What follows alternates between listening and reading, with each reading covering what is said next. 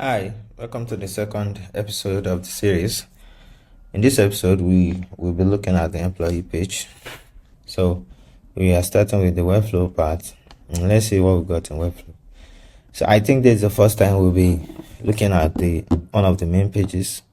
So inside the main pages, we have a nav bar that is a component. It's present on all the app pages. So in this employee page, we have a top bar. It has three elements: the title, a search bar that is given with attributes of employee search inputs, and a button which is triggering the modal. So we have a modal that we are using to add employee, this one. Okay, so the modal is powered by FinSuite attributes, FinSuite modal attributes. So in order to use that, you need to add their script to the inside the head tag of your page. By the way, I'm creating a list of all the custom code that is being used in this app. So you will find the code that belongs to each page. It has been categorized by each page. So here you'll find the one for the employee. Let's go back to Webflow.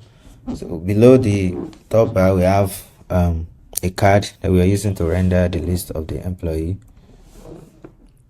So the card is given a with attribute of employee card, and inside it we have a text for the name, a text for the ID, all of them given with attributes, a text block also for the field, and a text for the account details.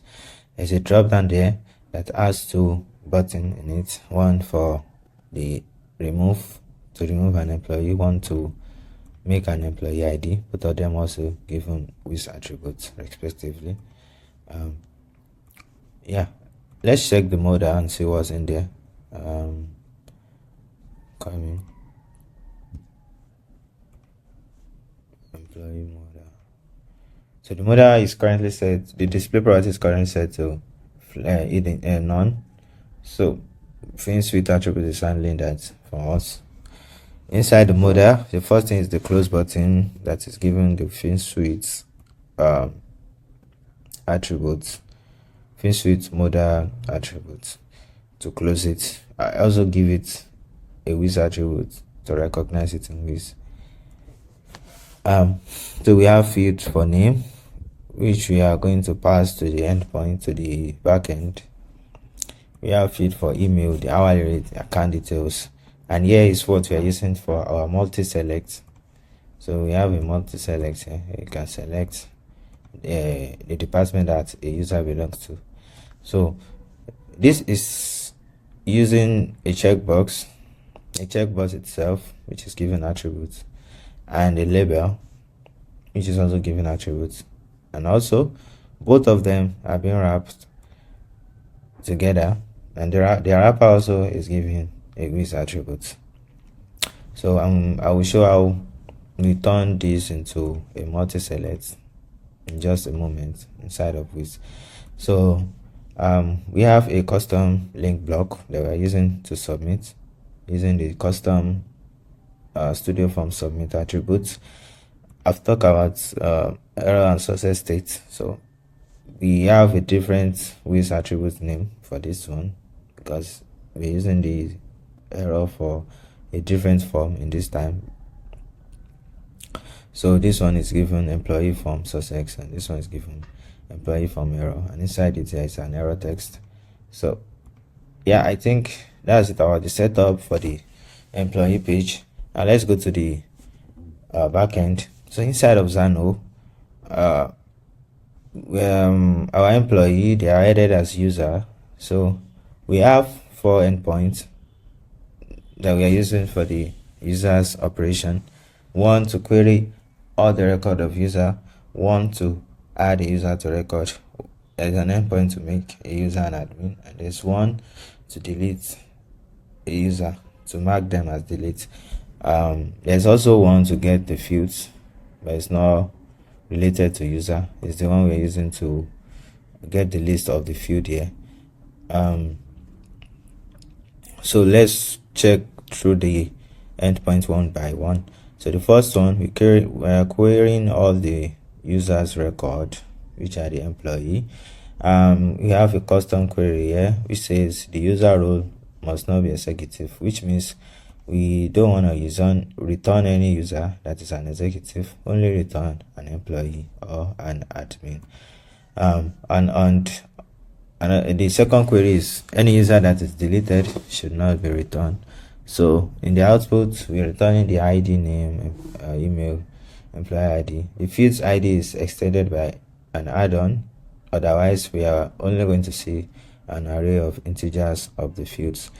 We're returning the role and the account details and the rates, and we are sorting by the time they are created in descending order, which means the last created user will come first.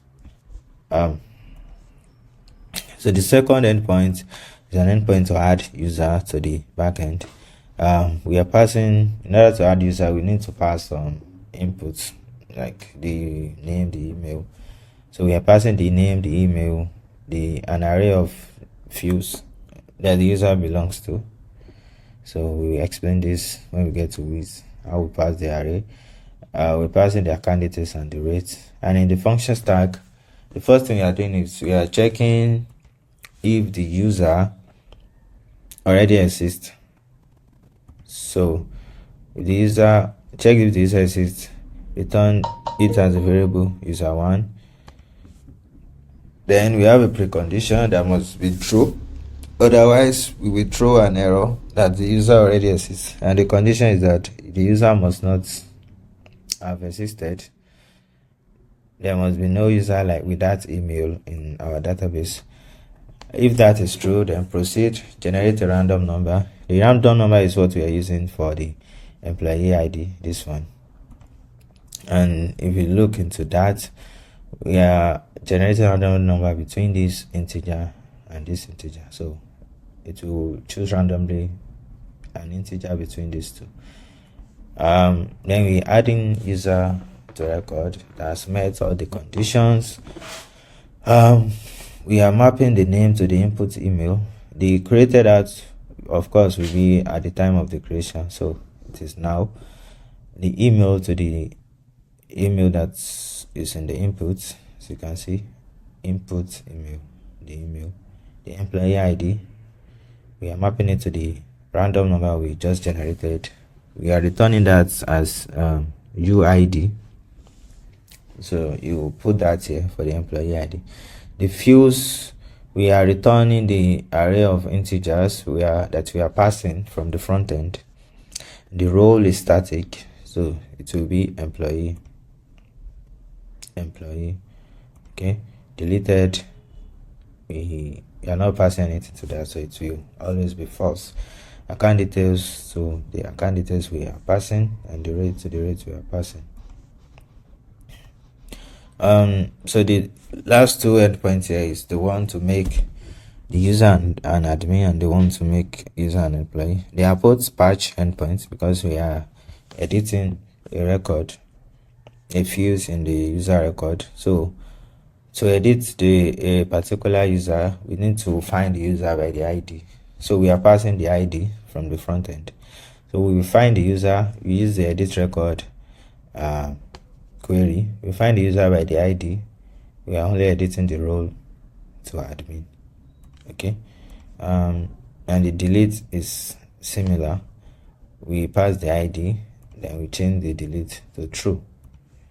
One more thing, all the endpoints requires authentication. So only remember in the login, only an admin can log in or an executive. So if you are not logging, you can't have access to this endpoint. We need your auth token in order to perform operation on this endpoint. And this one, we are getting the list of the departments, and there's no custom query, no add-on, just return the list with the name and the ID.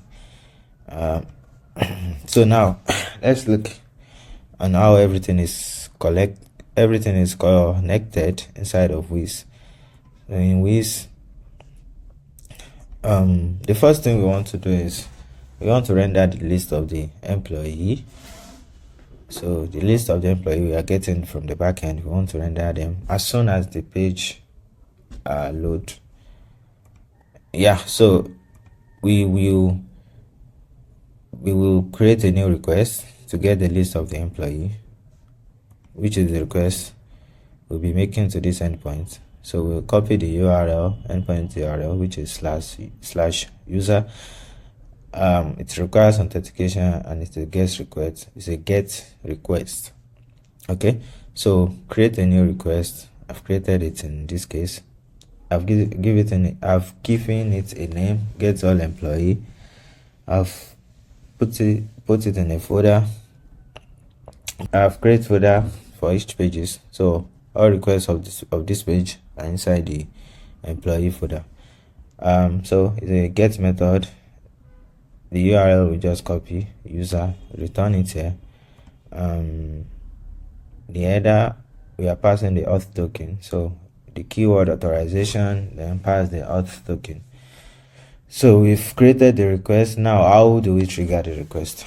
How do we run the request? You see when we click a button, you see when we submit a form. No, we want to make the request as soon as the page starts loading.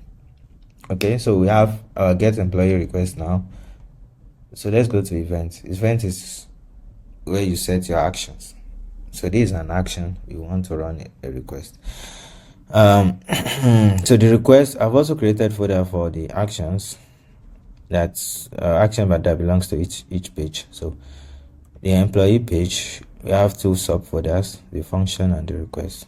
So under the request, we have on page load. So everything happening on page load, all the actions happening on page load is under this event. So on page load, the trigger will be when page starts loading. So there's a condition. The condition is if the path is /app/employee, which means if it's on this page. Otherwise, all the actions will be triggering on all the pages. So we want to specify which page. So you can get the path here. Also, it is in the data store. Go to data store, the navigation, end of path. Just right click, it will copy for you. Then you can go back to the condition. You can just write. So let me clear this one. End of path equals to, then paste what you just copy. So after that, we've set our trigger. The action is perform a request, get all employee. Yeah, we have another actions or set of actions below it. Let me talk about this one. We are setting a variable invoice, pardon the name, invoice loader shown. We are setting it to true if the get all employee request is okay. And what is that variable for? If I refresh the page, first of all, let me go to the data store, the get employee request. If I refresh the page, you will see our request will run as soon as the page starts loading. And also you will notice there is a loader. So this variable is responsible for the visibility of the loader. So now let's go back to the Webflow, our Webflow build. This is the loader. It is inside this canvas. So the loader, if you go inside it, I'm using a single loader for all the pages, by the way. So the loader, if we set it to flex, it's visible now, but it has been set to none, so that we will be able to see what's on the page. It's given an absolute of and set index of 1, and you have a with attribute of global page loader. So I've given it a custom CSS, which is setting it to flex on page load. You see, I'm selecting my class and set the display to flex. So this flex will supersede the display none that we set here. So it will always be shown on page load. Yeah, so the loader, if you go to our element tab, we can see the loader here, and we can set a class to it. So a combo class of hide, we hide the loader. It will set the display property back to hidden. So, and that will only happen if this variable is set to true. Currently it is true. So if let me negate it, you see the loader will show. Now we have the loader because our variable is false. So let me remove the negation. So you can create the variable here. Just click plus, and where is it? This is it. And the initial value must be false because we only want to hide the loader when this variable is true. Yeah, so that's it. So after we've triggered the get all employee request and the request is successful, we want to hide our loader, and yeah, I'll get to this later. So after getting all the employee, one good practice you can do is the list returned from the request, you can save it in another variable, so you only deal with the variable with the list. So I've created a variable here called employee list. So it is empty, no initial value, and I've set an action that after every time we are making a request to get the employee, which is what this means. So the trigger is when a request finish, and the request will be the get all employee request. So after every time that request finish, set this variable, the employee list, to the list that is returned from the request. So let me show you how you can get the list. Click on the data store, go to R, which is for request. This is what we are looking for, get all employee, and this is our list, the user list. You see, it's an array of the users. Bam. Yeah, so we have our list, and we have a condition that it should only do that if the get all employee is okay. So after that, now we want to render the card, the list with the element card. Let me check the elements. Is given a with attribute of employee card. So now we look for employee card in the elements tab. Another thing you can do is turn on the X-ray element card. Just click on it. So we want to render a list. So the first thing is you have to create an index variable. You can create it here or go to the data store, but here is faster. Create an index variable, give it a name, set the initial value to 0 because it's an index, it starts from 0. So the list value, which means which list you want to render. So we just select the list that we just created, the employee list, which is a variable in your data store. So after that, we want to set the text one by one. So we start with the name. We are setting a plain text and the value. So let me demonstrate it, how to use the data store. The value, go to the data store, go to V. We want to select from the employee list, and we want to select the name. Okay, but if you can see, this will only show the name of the first item in the list, because we need our iterator variable or the index variable. So we are going to replace the 0 by v.employee. You remember the index variable we created earlier, which have given the name employee list index. Yeah, so replace that index, the static index, with this index variable. So when you do that, refresh the page, you will see the changes. Also, we want to set the ID. We do the same thing. We replace the index with the index variable, and now we want to render another list. which is now a nested list. So we want to render another list, which is inside each item in the list, in the employee list. So we select the element employee card field. So the first thing is we want to render the list. We create a new index variable. So I've given it a name employee fields index, and we want to select the list value. So let me redo that. Go to the data store. Inside the employee list, this is the list we want to render. So we click on it, we select it, but we want the list to be dynamic, otherwise it will only set the list of the first item in the employee list. So we will change this to the employee list index. Employee list index. So after that, we want to set the text of the same element.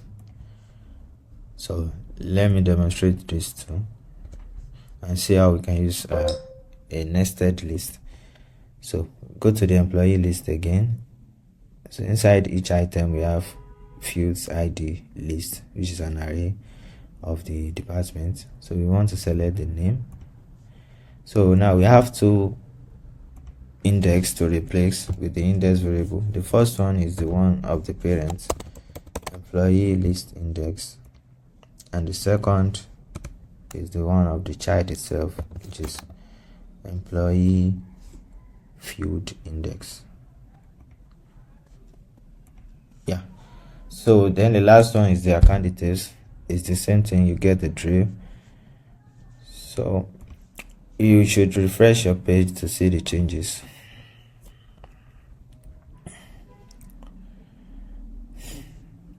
Then inside the drop down we have two buttons. One, employee card remove, which is to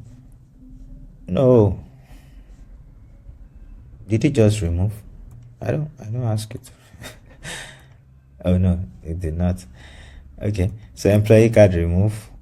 So what we want to do is, when it is being clicked on, we want to perform an action to remove the employee. So we will be making requests to this endpoint to delete the employee, and we are not deleting, as I've explained in the previous episode, that we are only setting the delete fields to true. So we will create a request to this endpoint inside of Wized. So we're gonna copy this, and it's a patch request. It requires authentication. So let's create a new request. I call it delete employee. It's a patch request. Then this, we are using a template literals with backtick, and inside template literals we use this to pass in a dynamic value, $, curly brackets, then pass in whatever you want to pass. So there is another variable which I'm gonna come to now. It's called click employee ID. So whenever we click on this button, we want to set a variable to record the ID of the employee that is just being clicked. So I don't want to delete an employee now. So we can see the variable here. Click. Where are you? Click employee ID. So we need, okay, I think we have a search button.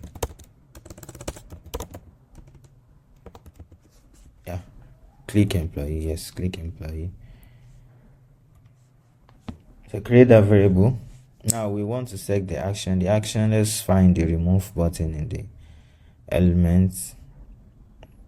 The employee card remove. Click on it. Go to the event tab. Set an event on click. The first thing is we want to set that variable to record the ID of the employee that was clicked. So we are not only recording the ID, we are recording the entire item, the entire object of that employee that has been clicked. So that's what this means. So it will take all the objects and put it inside the variable. So after that, we want to run this function, but before that, let's go back to how the delete request is being created. So we're passing the employee ID, which means the whole object. We're passing it here dynamically, which will be dynamic. Then .id, which means it's an object, and we want to access a field inside the object. So we can see there's a piece of code in the delete function. Where is it? Yeah, this one. This is what is handling the delete. So this code is, there's one more tool I forgot to mention. It's called Swift Alert.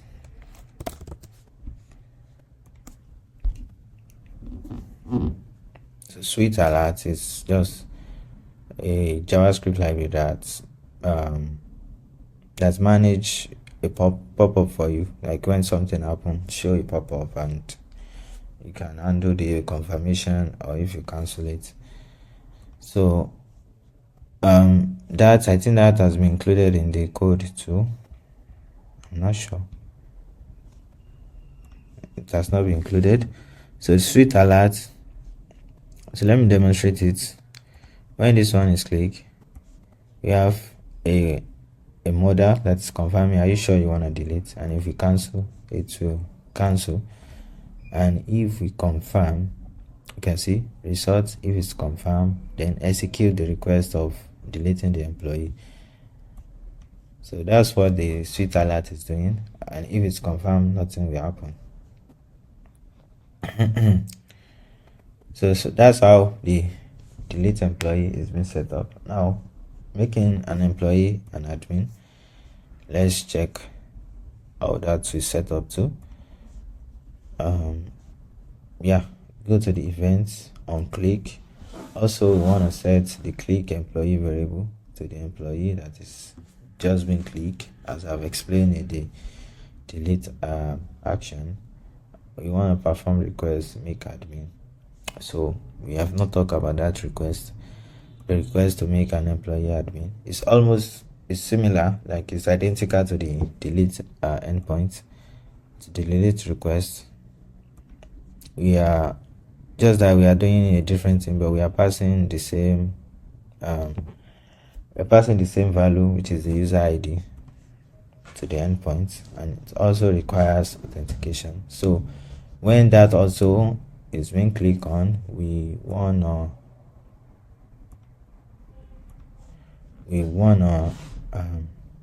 run the request, perform the request, make an admin. After we make it admin, we want to refresh the list. So we will request for the list of the employee again.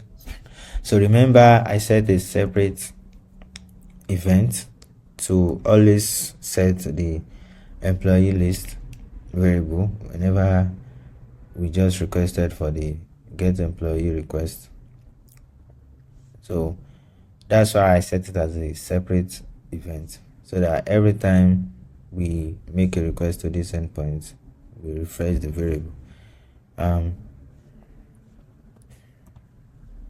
me go back to the event. Yeah, so after we make a request to the admin, we want to refresh our list by getting a new set of the list only if the request is okay. Yeah, so I think I don't need to do this here again because I had a separate event that is doing it for me. Yeah, so that one is deleted. Now let's move to adding employee to the backend, to the database. So I've talked about the model. It's been handled by field set attributes, and we have we want to open, they want to close. In the model, we have the name, email, hourly rate, and account details field, and also a checkbox that is we are using to render the list of the departments. It serves as a multi-select. And how are we doing that?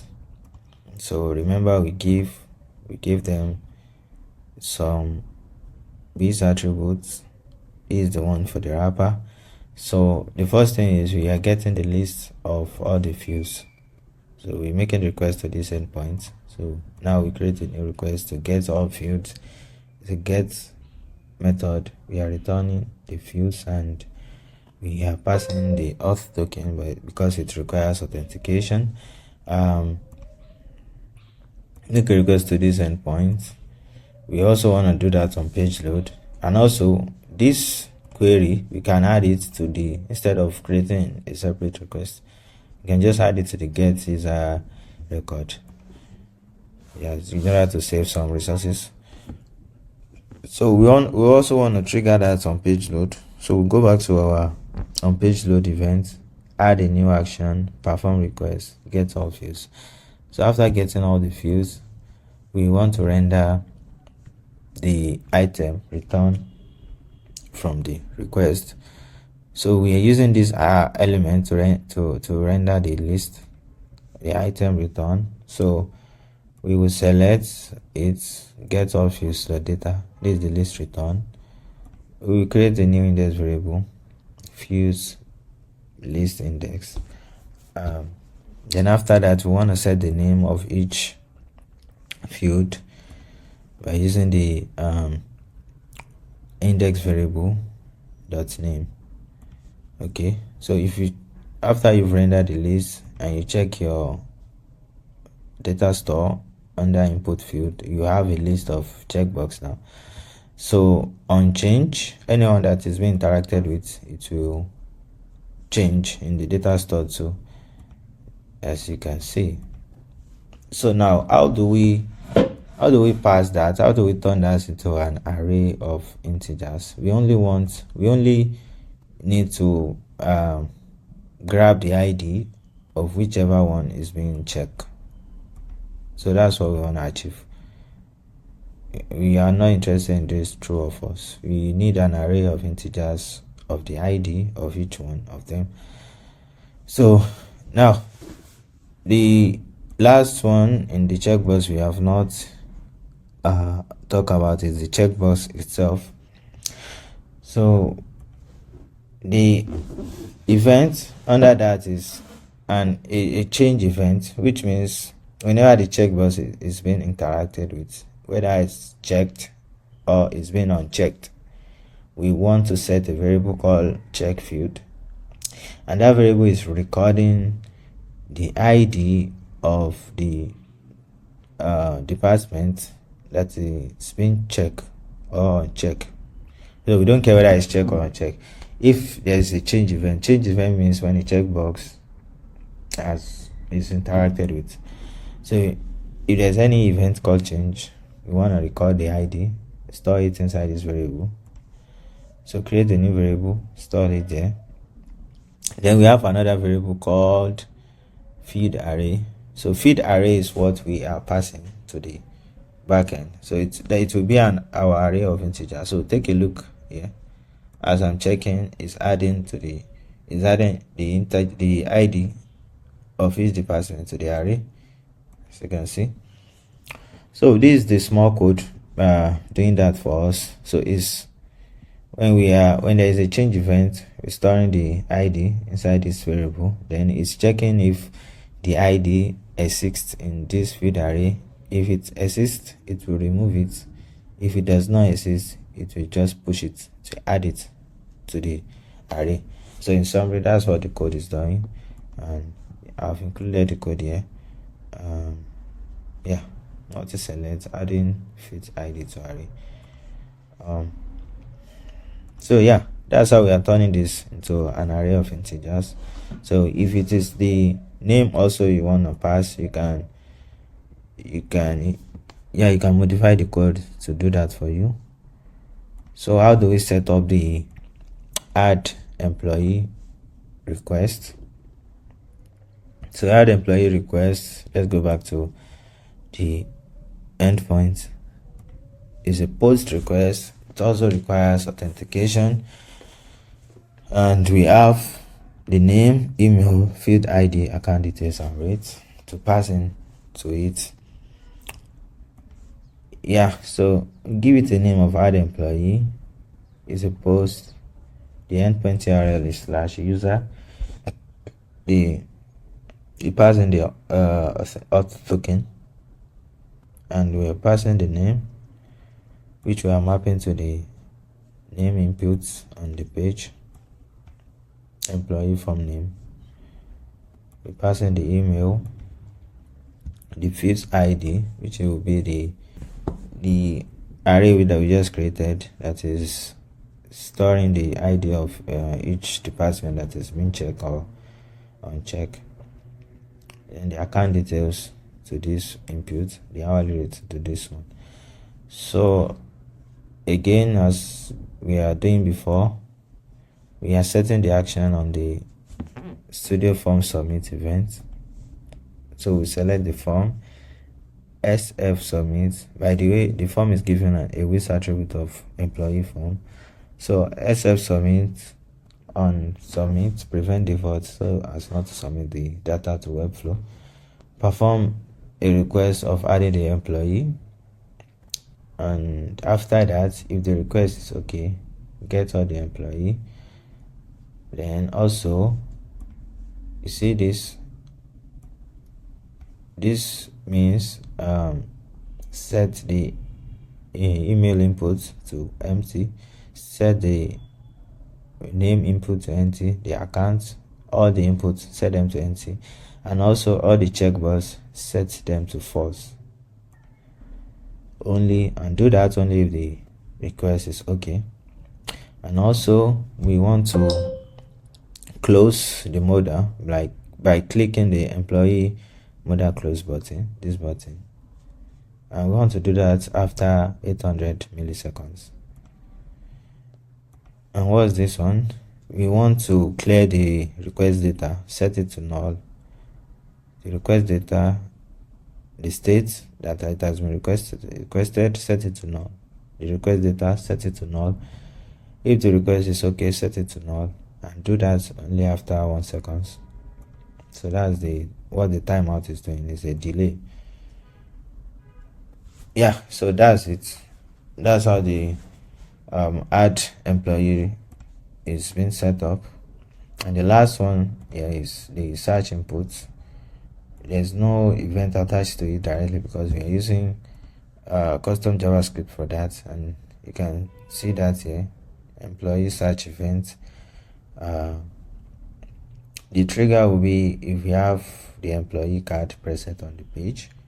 So we want to run this code that will filter. It will use whatever value that is in the input field to filter our employee list using the name field. To use this name field, check whatever it is in the search input and see if it's match any of the name of each item in the array. So whatever one that matches, it will manipulate the list for us. So we are only filtering the data that has been loaded already. We are not filtering from the backend because we have all the data already. Remember, there is no pagination. We are querying all the employee all at once. Yeah, so that will be the end for this episode. In the next episode, we'll be checking out the client page. So thank you so much.